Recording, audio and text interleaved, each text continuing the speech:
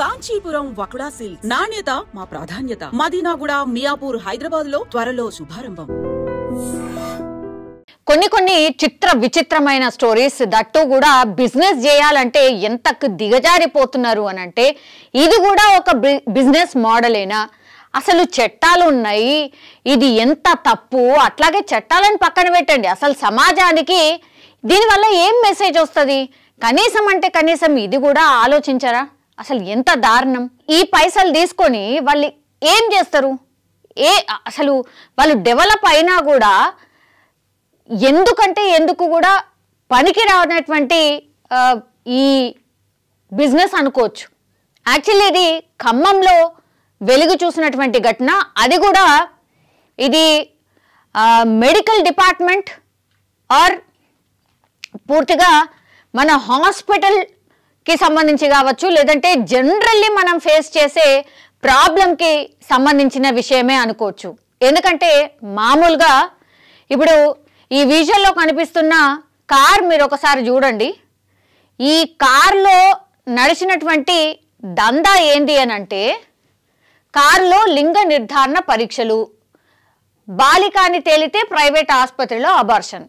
ఇది వాళ్ళు చేస్తున్నటువంటి దందా. ఏంది అంటే ఆలోచన వస్తే సాలిగా ఏదైనా మనం చేసేయచ్చు అన్న దాంట్లో ఉందా? వైద్య శాఖ మరి ఏం చేస్తుంది? అసలు వీటి మీద దృష్టి ఏమన్నా ఉందా లేదా? ఆరోగ్య శాఖ అసలు ఏం చేస్తున్నది ఏంది అర్థం కాని పరిస్థితి. ఇగో ఈ కార్లని మీరు ఈ కార్ని చూసిండ్రు కదా, మామూలుగా మనం జర్నీల కోసమో పర్సనల్ యూస్ కోసమో ఈ కార్లను యూస్ చేస్తాం. అట్లాంటిది ఇదే కార్లో ఏం చేస్తారు? ఇగో ఇది మిషన్ అన్నమాట. ఏం చేస్తుంది?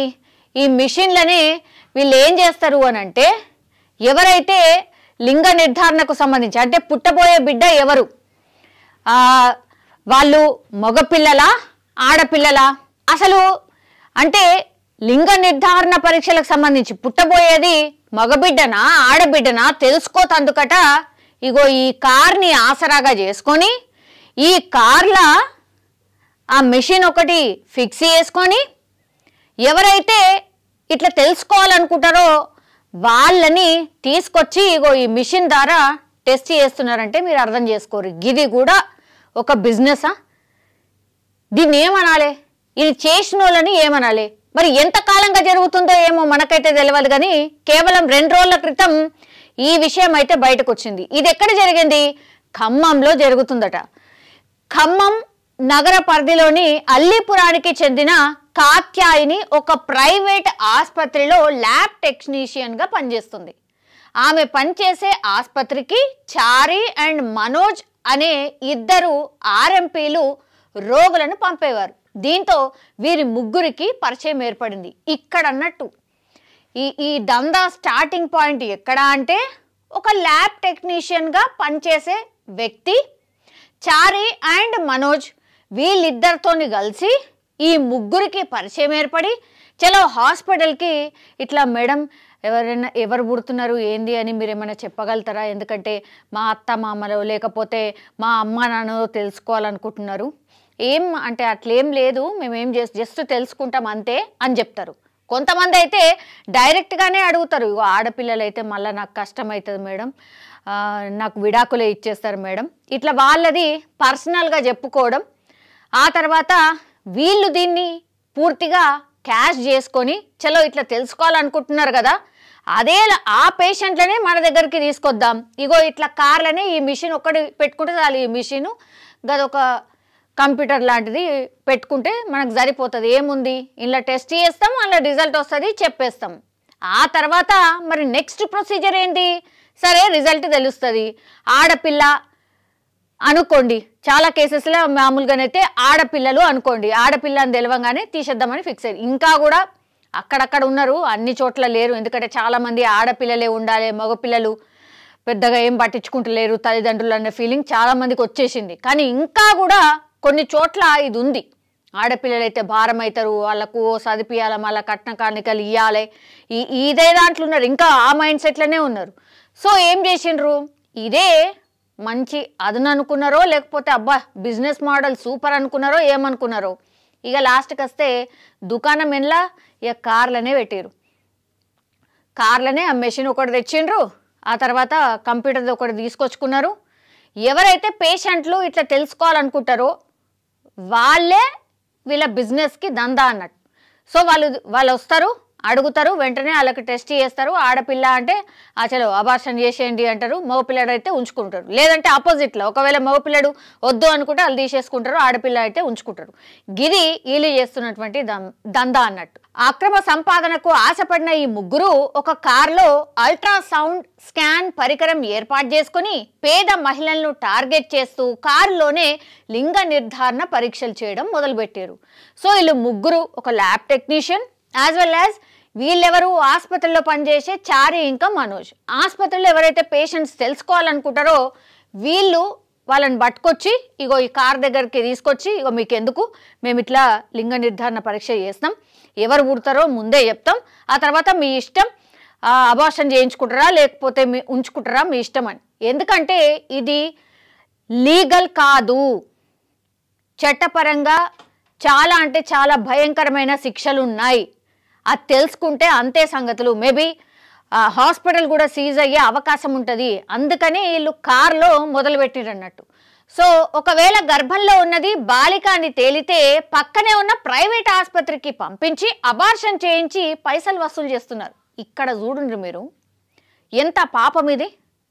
ఒకవేళ ఎక్కువ మటుకు నేను ఇంతకుముందు చెప్పిన కదా, ఎక్కువ మటుకైతే బాలిక అని తేలితే ఒకవేళ ఇట్లా లింగ నిర్ధారణ పరీక్ష అయింది, ఆ తర్వాత ఏం చేయాలా? బయట పోతే ఏ హాస్పిటల్ కంటే ఆ హాస్పిటల్కి పోతే తీయరు అబార్షన్. అసలు ఇల్లీగల్ ఏడ చేస్తారు, ఎవరు చేస్తారు, ఎందుకు చేస్తారు? అలా హాస్పిటలే మూతపడుతుంది కదా. సో ఇట్లా ఇల్లీగల్ కార్యకలాపాలు చేసే ఆసుపత్రులను కూడా పట్టుకున్నారు. ఓ ప్రైవేట్ ఆసుపత్రికి పంపించి అబార్షన్ కూడా చేయిస్తున్నారు. లింగ నిర్ధారణ పరీక్ష చేస్తారు, ఆ తర్వాత బాలిక అని తేలితే ఎవరైతే అబార్షన్ చేయించాలనుకుంటారో ఒక ప్రైవేట్ ఆసుపత్రి కూడా వాళ్ళ దగ్గర ఉన్నది, అక్కడికి పంపిస్తారు, అబార్షన్ కూడా చేయిస్తారు. ఆ తర్వాత వీటన్నిటికీ కూడా పైసలు వసూలు చేస్తారు. సో ఇది మొత్తం అంతా ఒక సర్కిల్ లెక్క అన్నట్టు. ఈడ ల్యాబ్ టెక్నీషియన్ దగ్గర స్టార్ట్ అవుతుంది, తర్వాత హాస్పిటల్లో ఉన్న సిబ్బంది పేషెంట్లను తీసుకొస్తారు, ఆ తర్వాత వీళ్ళు లింగ నిర్ధారణ పరీక్ష చేస్తారు, తర్వాత ఏడికి ప్రైవేట్ ఆసుపత్రికి తీసుకుపోతారు, ఆడ అబార్షన్ కూడా చేయిస్తారు. ఏంది ఇది ఇంత ఘోరం? మరి ఇది ఎంతకాలం నుంచి జరుగుతుందో ఏమో తెలియదు, కానీ ఖమ్మంలో జరుగుతుంది ఇది. అసలు ఇట్లాంటిది ఒకటి ఉందని, ఇట్లా జరుగుతుందని అసలు కనీసం అంటే కనీసం ఆఫీసర్లకు తెలియకుండా ఉంటుందా? బేసికల్ క్వశ్చన్. ఎట్లుంటుంది? మీ ఎంప్లాయీలే ఇప్పుడు వీళ్ళు ఎక్కడనో ఒక దగ్గర పని చేస్తున్నారు కదా, వాళ్ళు ఎక్కడ పోతున్నారు, ఎవరిని కలుస్తున్నారు, ఏమవుతుంది అని తెలియకుండా ఉంటుందా? మరి ఇవి హాస్పిటళ్ళు, ఏ హాస్పిటల్ ఇవి ఇంకా కూడా వర్క్ అవుతున్నాయా? వీళ్ళు ఇంకా కూడా ఇట్లా జాబులు చేస్తున్నారా? వాళ్ళని ఏం చేయాలి, ఏం శిక్ష వేయాలి? లిటరల్లీ అబార్షన్ చేయించుడు అని అంటే సంపుడే, మనుషుల్ని చంపడం. ఇది హత్య, ముమ్మాటికి హత్యనే. సో హత్యా నేరం కిందనే వీళ్ళని పరిగణించాలి. హత్య ఒకవేళ చేస్తే ఏ శిక్షలైతే పడతాయో అవే శిక్షలు పడాలి వీళ్ళకు కూడా. అయితేనే కదా భయం వచ్చేది. దీన్ని కూడా ఒక దందా మోడ్లా చూస్తుండ్రంటే వీళ్ళని ఏమనాలి? ఇక మనుషులైతే డెఫినెట్లీ కాదు, వీళ్ళైతే మనుషులు కాదు. ఇంత ఘోరంగా ఒక సిస్టమ్ అంట, ఒక ఏమంటారు, ఒక అల్ట్రాసౌండ్ మెషిన్ అంట, కార్లనే ఇదంతా కూడా చేస్తున్నారు అని అంటే అసలు ఎటు పోతున్నాం, ఏం ఆలోచిస్తున్నాం, ఆ మైండ్ సెట్ ఏంది? ఇంత ఘోరమా? అట్లాగే ఈ పేరెంట్స్ ఎవరైతే ఉన్నారో, ఎవరైతే అంటే పిల్లలు పుట్టే కంటే ముందు ఇట్లా తెలుసుకోవాలనుకుంటున్నారో, మీరు ఇంకా ఎక్కడున్నారు, ఏ సమాజంలో బతుకుతున్నారు, అసలు మీరు ఏం ఆలోచిస్తున్నారు? ఆడపిల్లలను చంపుకోవాలనుకుంటున్నారా అసలు ఎవరైనా?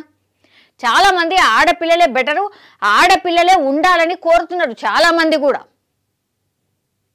అల్ట్రా సౌండ్ ద్వారా ఒకవేళ ఆడపిల్ల అంటే తీయించుకుంటున్నారట, ఇంకా కూడా ఉన్నారా ఇట్లా? ఏం ఫ్యూచర్ ఉంటుంది ఇట్లా ఆలోచించే వాళ్ళ మైండ్ సెట్ ఏంది? వీళ్ళు దందా వేసుకునేటోళ్ళు దందా వేసుకుంటున్నారు, కానీ మీరేం ఆలోచిస్తున్నారు? మీరు ఎంత ఘోరంగా ఆలోచిస్తున్నారు? ఒక్కసారి ఆలోచించండి. సరే, ఇప్పుడు ఖమ్మంలో బయటపడ్డది, ఈ దందా ఇంకేడేడా జరుగుతున్నాయో, మరి ఏ ఏ జిల్లాలో జరుగుతున్నాయో, మారుమూల పల్లెటూర్లు ఉంటాయి కదా, అట్లా ఇంకా ఇంకా ఎక్కడెక్కడ ఏమేమి జరుగుతున్నాయో ఆరోగ్య శాఖ జర దృష్టి పెట్టండి.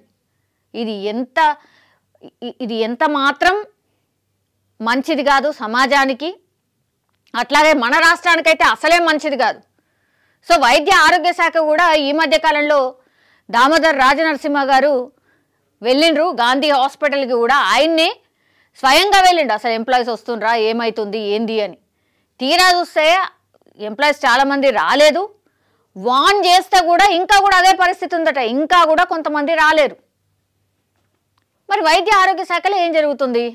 దీని మీద ఎంత సీరియస్ సమీక్ష జరగాల్సిన అవసరం ఉంది చూడండి. అదే కదా గవర్నమెంట్ చేయాల్సింది. మీరు ఇంత స్ట్రిక్ట్గా ఉంటే అంత ప్రజలు మిమ్మల్ని ఆదరిస్తారు, ప్రజలు సంతోషిస్తారు. ఇట్లాంటివి కాకుండా మీరు ఏం చర్యలు తీసుకుంటారు, ఎంత కఠిన చర్యలు తీసుకుంటారు అనేది కూడా పబ్లిక్ ఆలోచిస్తారు. సో దయచేసి చూడండి, ఇట్లాంటివి అయితే అత్యంత ఘోరాతి ఘోరమైన విషయాలు ఇవి. దయచేసి వీటి మీద నిగ్రహాన్ని ఉంచండి. ఇంటెలిజెన్స్ వ్యవస్థ ఉన్నది, దాని ద్వారా తెలుసుకోండి.